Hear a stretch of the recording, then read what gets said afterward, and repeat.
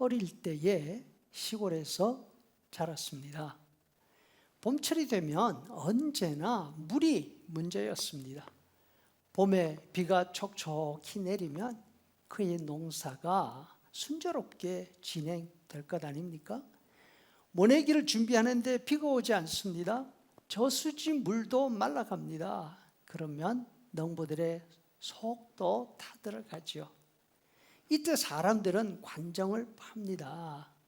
어른들의 이야기를 들어보면 대부분 50자 정도를 파고 들어가면 물을 찾을 수 있다 이렇게 합니다. 그런데 가뭄이 진짜 심하면 300자 이상을 파야 된다고. 이 정도가 되면 지하수를 찾고 또 관정을 뚫기 위해서 엄청나게 큰 기계가 마을로 들어와야 합니다. 옛날에는 도로가 변변치 않으니까 큰 기계가 비포장 농로로 들어오려면 난리도 그런 난리가 없습니다. 무거운 기계가 지나가도 도로가 무너지지 않아야 되니까 바닥에 아름드리 통나무들을 깔아야 합니다. 그리고 집채만한 발동기가 돌아갑니다. 집보다 몇 배 높은 쇠로 된 관이 연기를 푹푹 뿜어내면서 땅속으로 박혀 들어갑니다. 지하수를 제대로 찾아서 관정이 뚫리면 물줄기가 하늘 높이 솟아오릅니다. 탄성이 솟아났죠. 이 난리를 보면서 어린 마음에 생각이 들었습니다. 성경에서는 비 올 때가 되면 하나님께 기도하라고 했는데 이럴 때 기도하면 되는 거 아닌가? 봄비가 올 때에 여호와 곧 구름을 일게 하시는 여호와께 비를 구하라. 무리에게 소낙비를 내려서 밭의 채소를 각 사람에게 주시리라. 물론 살아가면서 필요한 것이 있으면 하나님께 기도하면 됩니다. 하지만 오늘 본문 말씀은 그 이상의 의미를 가지고 있습니다. 스가랴 선지자가 살았던 시대는 우리 어릴 때와는 비교가 되지 않을 정도로 그 옛날 아닙니까? 당시에는 지하수를 찾아낼 방법도 폴리 발동기도 없었습니다. 이스라엘에는 1년에 2차례 비가 왔습니다. 이른 비와 늦은 비라 하지요.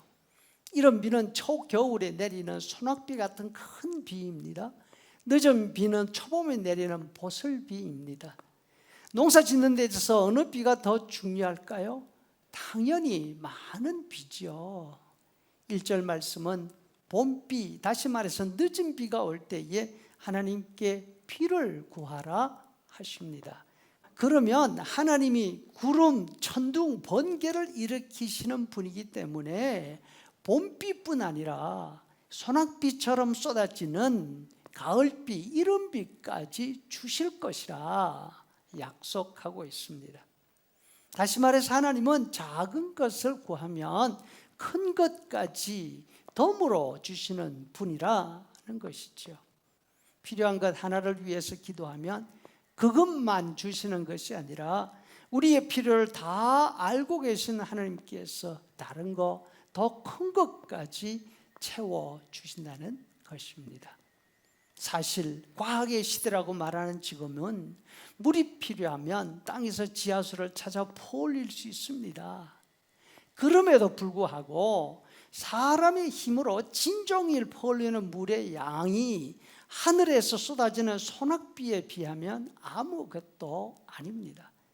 소나기가 쏟아지기 시작하면 불과 한두 시간 만에 온 땅을 다 적시고 맙니다.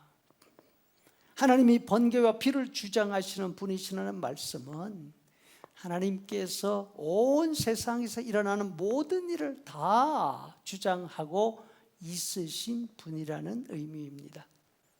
스가랴 선지자 당시 가장 중요한 일은 무엇이었는가 하면 성전을 새로 건축하는 것이었습니다. 성전 건축은 이스라엘 사람들이 70년 바빌론 포로 생활에서 돌아와서 가장 먼저 하고 싶었던 일이었습니다. 하지만 무려 16년째 지연이 되고 있습니다. 예루살렘 성전 건축을 둘러싸고 주변 여러 민족들 사이에 이해관계가 얽혀 있었기 때문이죠. 일을 진행할 수 없는 이유를 다른 나라 탓으로 돌립니다. 열심을 내었던 사람들의 마음이 식어져 갑니다. 이때에 하나님께서 학개와 스가랴 선지자를 통해서 하나님이 비를 주장하시는 것처럼 성전 건축하는 일까지도 다 알고 주장하고 있으시다. 주변 환경이나 사정에 머뭇거리지 말고 하나님을 의지해라. 성전 건축하는 일을 지금 당장 시작하라 격려하고 있으십니다. 만약에 그렇게 한다면 성전 건축은 물론이고 그보다 엄청나게 더 큰 일까지 하나님께서 이루실 것이라 하는 것이죠. 여러분, 하나님의 일에 열심을 내고 싶은데 여건이 좋지 않아서 머뭇거리고 있습니까? 봄비를 구하면 가을 소낙비까지 준비하고 있으신 분이 하나님이 아니십니까? 마음을 주시는 대로 시작할 수 있기를 바랍니다.